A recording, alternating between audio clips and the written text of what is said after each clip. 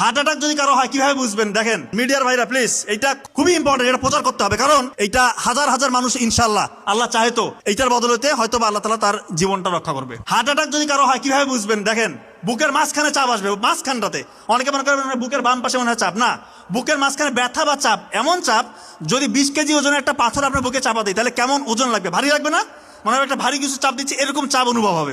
সাথে এই চাপটা আপনার এই শোল্ডারে বাম হাতের দিকে ছড়িয়ে পড়বে, হাতটা মানে কপ কপ কপ কপ করতেছে, আপনার ওই সময় ঘাম ছুটবে, সাথে শ্বাসকষ্ট হবে এবং আপনার বমি বমি ভাব আসতে পারে এবং মৃত্যুর ভয়। এই কয়েকটা ফিচার যদি আপনার থাকে আপনি কাল বিলম্ব করবেন না। যদি হাসপাতাল পাশে থাকে অবশ্যই হাসপাতাল নেবেন, কিন্তু অনেকের এরকম হয় যে হাসপাতাল একটু দূরে আছে। এই জন্য ওই WHO এবং আমেরিকান হার্ট ফাউন্ডেশন তারা বলছে প্রি হসপিটাল ম্যানেজমেন্ট বাসায় করতে পারবেন, খুব ইম্পর্টেন্ট। অ্যাসপিরিন, একটা ট্যাবলেট অ্যাসপিরিন 300 mg চিবিয়ে খেতে হবে, অ্যাসপিরিন চিবিয়ে খেতে হবে, ইনশাআল্লাহ তার 50% মৃত্যুর ঝুঁকি কমে আসলো। নাইট্রোগ্লিসারিন একটা হচ্ছে স্প্রে পাওয়া যায়, নাইট্রোগ্লিসারিন মার্কেটে বিভিন্ন নামে আছে, ওইটা জিহ্বার নিচে 2 চাপ দিতে হবে। আর একটা হচ্ছে অ্যাটরভাস্টাটিন গ্রুপের যে কোনো একটা ওষুধ 40 mg খাইতে হবে।